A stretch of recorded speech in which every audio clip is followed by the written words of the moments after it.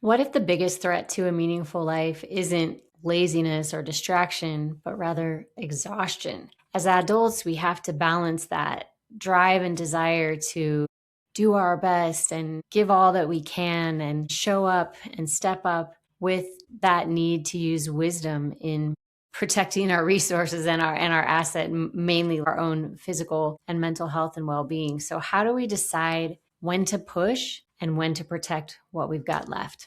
We'll hear more in this show.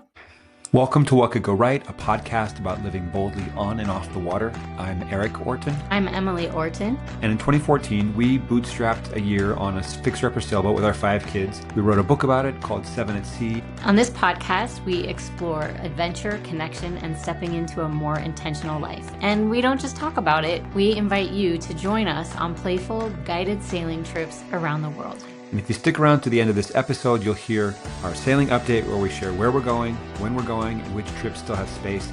And you'll get to hear a sailing takeaway from somebody who's actually already been on a trip with us. Let's dive in. Alrighty. All right. So many of us live inside this tension. I don't know if it's partly due to being in the growth mindset space, in the personal development space, or just my nature as someone who loves to learn. But there can feel like this hustle culture and this like, step up, step up, step up, push, look at the people who gave everything they had down to the very last, ounce, whether it's athletes like we saw in the 2026 Winter Olympics as people would come to the end of their ski and shoot runs or whatever. They would just biathlon. Yes, they would just tip over. You know what I'm talking about? That people would like push, push, push, step up, stretch, stretch, stretch, make your goal bigger, bigger, bigger, 10x all the time. No, I think 110%. 110%. No, I think the first time I really experienced this was when I went into sales, and I talk all about this in my new book, Knock. Basically, I was new and I set a sales goal for myself, and we'd have these weekly meetings and everybody comes in and they share their results. And I hit my goal early on and everyone's like, way to go, Orton. Like let's say the goal was 3 and I hit 3. Like, you should go for 7. I was like, no, my goal is to hit 3 consistently. And I always had a sort of a private goal and a public goal. And my public goal was always very, I don't want to say like minimal, but like I knew where I wanted I didn't want the pressure of being pushed from the outside to do something that was going to make it like, I didn't want the peer pressure to make it harder, because when you're feeling pressure, that's when it's hardest to perform in a lot of ways. I mean, there's probably Olympic athletes that will tell you, you rise to the occasion, but like in sales, you don't want to feel desperate. You don't want to feel under the gun. You want to feel at ease. You want to feel loose. You want to feel like you can walk away. Anyway, but there was a lot of pressure for me to up the ante every time I met my goal. Well, if you can do 7, then do 10. If you can do 10, then do 15. If you can do 15, then do 30. And I was like, I'm going to stick with 3. I'm going to stick with 3. So anyway, that was, just to answer your question, that was a place where I sort of first faced that tension and decided that I wasn't going to go along for the ride. That makes me think of this ice skater, Alyssa Liu, because as we know, sports psychologist is a huge industry that I don't even think existed when our grandparents were growing up. It's a whole new part of sports. And it is because there is a lot of pressure. There's pressure when it's competitive. There's pressure when you're representing your country. There's pressure when there are sponsors. There's pressure when there's money.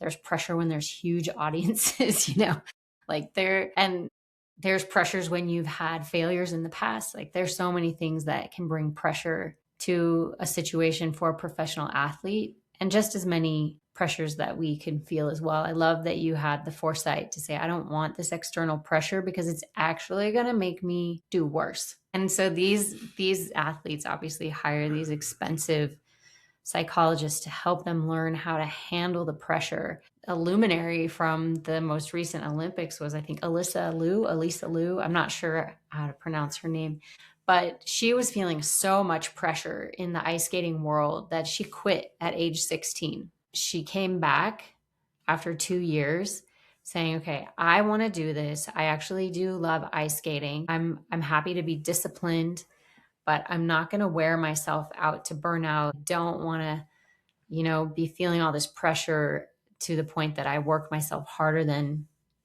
needed, and that it takes all the fun out of something that I really love to do.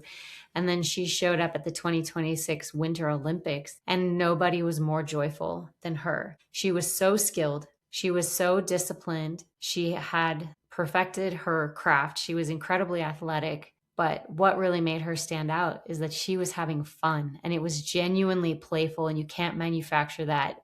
She didn't just make it look easy. She made it look joyful. And so everybody was like, what in the world? So she gets all the points for, execution, but she gets all the love because we're like, wow, she did that on her own terms. She practiced less. She gave herself more rest and more breaks, and she made sure that she was having fun. It's such a beautiful balance. I don't know that we can all like achieve that, but she was able to get in such a good headspace that she could actually have fun doing what she had worked so hard at. Well, also what I love, and you may not know this, I read a headline just yesterday or the day before that she has withdrawn from the world championships for the ice skating.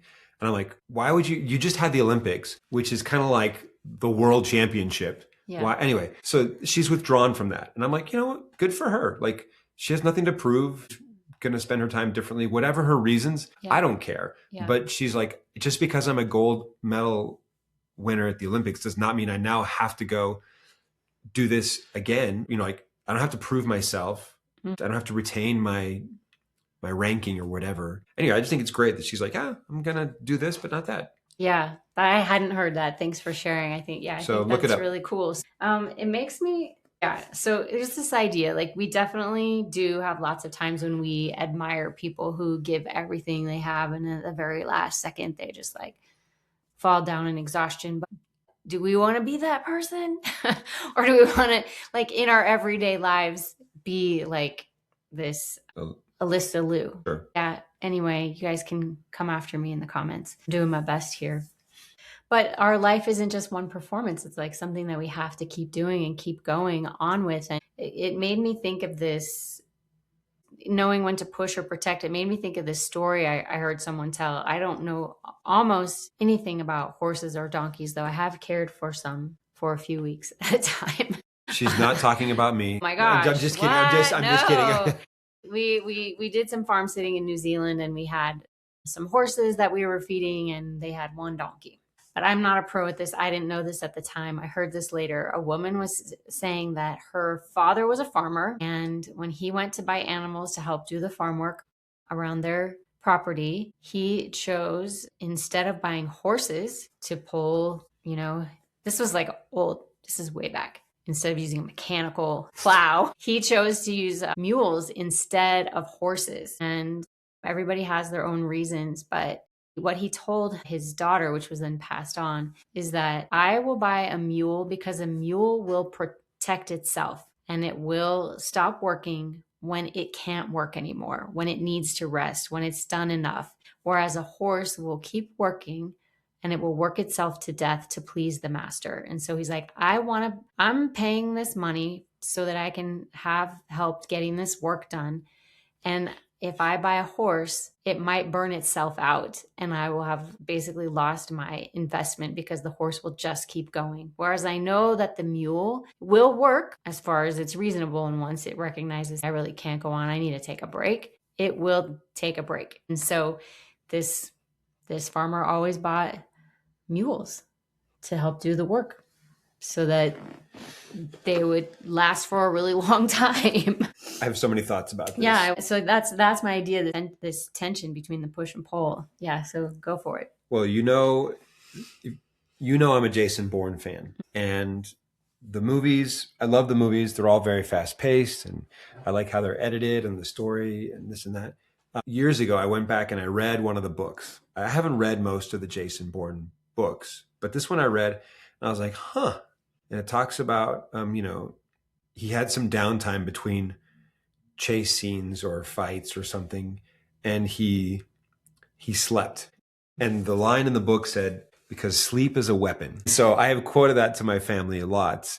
And I just thought, that's such a great statement, is that we also will say protect the asset. Protect the Where does that asset. come from? I guess I'm assuming it comes from Jason Bourne. It might be the same. It might be the same passage, but basically the idea is that if you're going to be like sharp in your mind and nimble and be able to act quickly and decisively, you also need to rest and recharge and let your systems, and you need to heal, especially after you've been punched and stabbed and shot. Yeah. I mean, I know from experience that you need a good nap after you've had a good punching and shooting and stabbing. So anyway, this idea though that rest is a weapon has stuck with me, and I'm like, I'm in this for the long game. I want to go, and so I have to, it's not a sprint, it's a marathon, all that sort of stuff. That means I need 8 hours of sleep most of the time, regularly. Every now and then I can do 5 or 6. I used to run on 4 to 6 chronically all the time, and I was miserable and unhealthy. And I wasn't miserable, but I just wasn't at my best. And I don't think you knew it though. I think you just thought this is how it is. Yeah. Well, I wanted to excel. I wanted to succeed. I was trying to do a lot of things, too many things at the same time. Anyway, so I love this idea that sleep is a weapon. And so I always just feel like time to go to battle. That's when I get in my hammock. Do you feel like there are places that maybe in your past life or maybe now where you feel the pressure to push harder than might be sustainable? Maybe it's like, I just need to do a short push, and I know I'm going to be planning on resting after. Do I feel that? I will say that probably yes, but I feel it less and less. I used to think it was required. I used to think that, busyness was a badge of honor. And I used to pride myself on being busy or in demand or engaged in a lot of things. And now I find like I really admire people who are like, yeah, my schedule's pretty open, so I can meet whenever. I'm like, that's how I want to be. Like, yeah, I don't have a lot going on. I'm going to be that's a sign of success to me. Oh, cool. Not that it's a sign of laziness, but that it's a sign of saying like, I'm only going to do a few things and I'm going to succeed enough so that I have lots of spare time, lots of flexibility, lots of autonomy, and not just a stacked calendar. I feel like in our business, we've had seasons where, especially for you, I would feel like you would push really hard maybe to do the travel portion, right? Like to get from here to there, wherever the sale is going to originate, and you might like do an overnighter, or you just take on so much and have such a stacked schedule and start meeting guest needs right away. And now you have the the hindsight and the experience to recognize it's better if I give myself some space. It's better if I hold myself apart and take a minute to relax, maybe read a book, do some calls, take care of other things that I need to have done before this trip. But then I'm going to show up and meet our guests fresh and present and totally ready to be completely engaged in helping them have a great experience. But I feel like, is that accurate to say that there have been times where I'm just like showing up pretty exhausted, Yeah. like in the early days? Yeah, for sure. And it, because I think in an effort to over deliver, to please, to be, whether, and not just in our sailing trips, I'm just saying like sort of in general in life, whether, it's when we're seeking approval or to please others, we can go beyond what's actually healthy. And it's important to say that, regardless of the approval of others, I'm going to take care of myself and actually show up better for the people. Mm-hmm. It's sort of this Alyssa Liu thing, but applied in different ways, that I think ironically by doing less, we can do more, or by being more curated, what have you, or just being more deliberate, that by taking on less, we can accomplish more. And I'd love to share this example. Yeah, let's hear it. So Emily we were kind of talking about this before we hit record. I was like, oh, this reminds me of the race to the South Pole. And I might have watched a documentary film. I haven't read a book or anything on this, but it just says that in 1911, 1912, a historic race to the South Pole took place between Norwegian explorer Roald Amundsen and British Royal Navy Captain Robert Falcon Scott. Amundsen's team reached the pole first on December 14th, 1911, using skis and sled dogs. Scott's team arrived 5 weeks later and perished on the journey. And here's the one thing that I remember. So the Norwegian team got there first and made it back safely, and the British team got there later and died on the way home. And what I remember was that the Norwegians had a very deliberate approach, and they would only go a certain distance every day, like 5 kilometers or something I forget what the number is.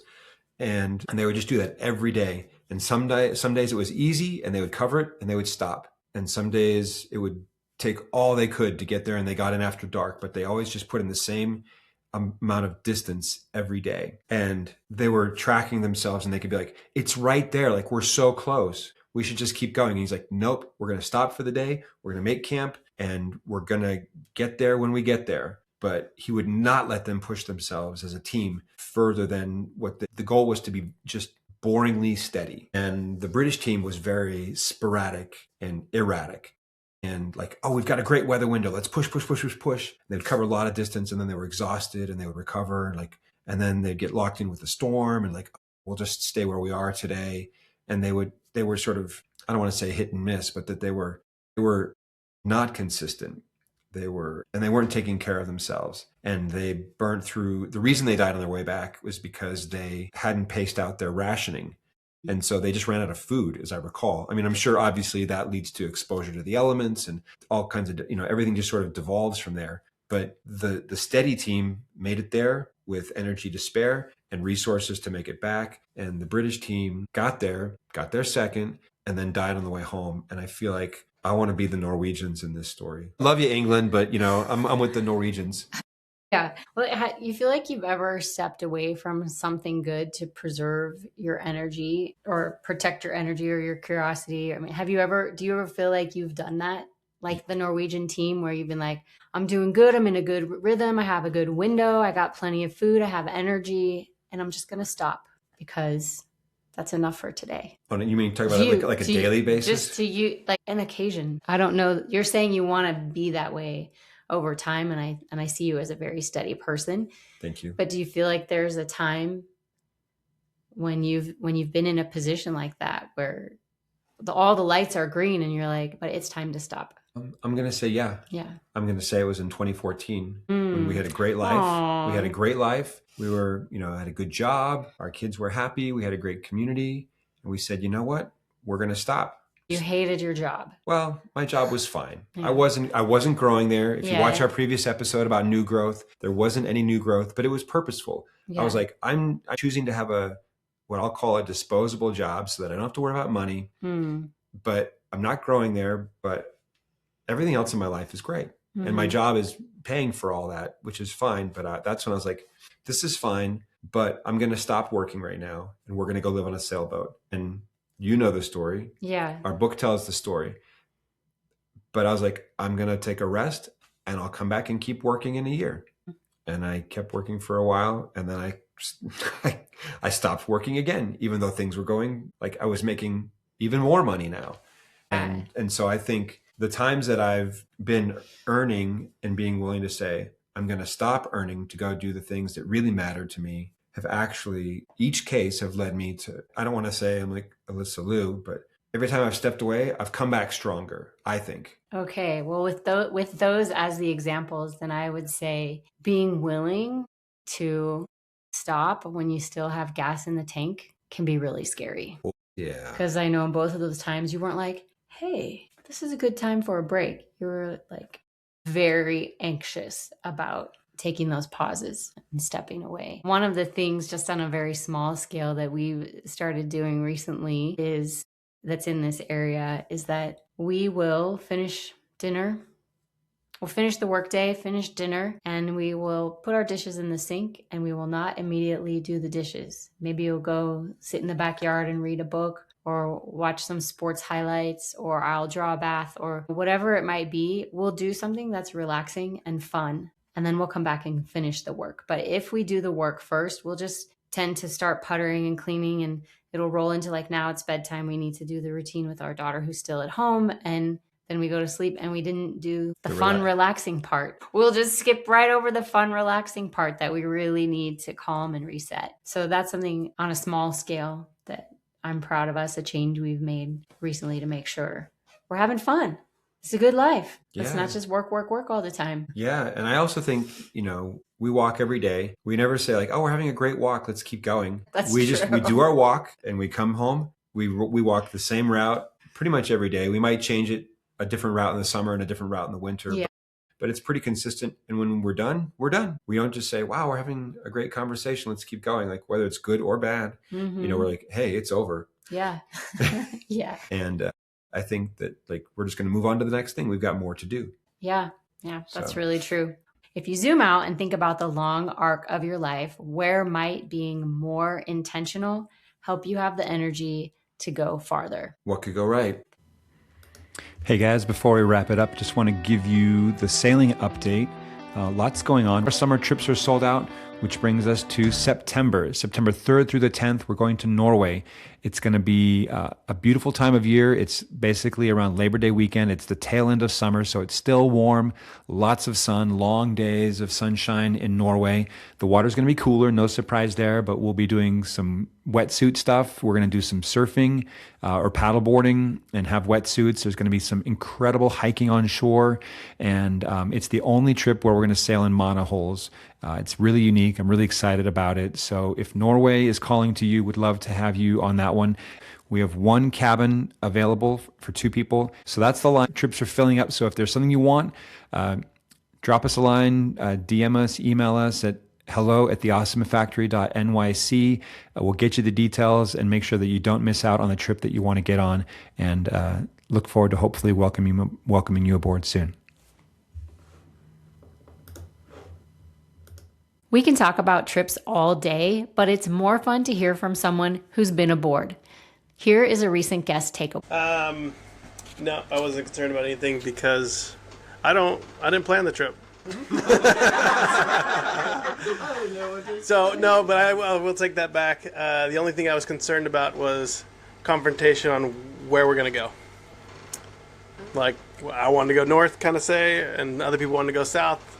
I didn't know going into it, but we all came together as a family and just we all made it work, and we all went to the places we wanted to go, and we're all happy at the end of it. No black eyes or broken arms. Not at all. Just nothing but Infected legs. Wow. the dinghy. All right, and then so something that was a happy surprise or delightful about the trip. I don't know, just how we all got along and we made the boat work. I mean, people got up, people made food, people cleaned up, people put the sails up, people got the dinghy out. Just everyone kind of worked as a big team without really having to get on to anyone or rely on just one person to do it all. It was just very nice to just have good, solid teamwork the whole time. Okay, so lastly, anything that you might say, advice, or what you would say to somebody thinking about coming out? Do it. This is my wife. We've done a lot of different types of travel, and this type of travel is unique.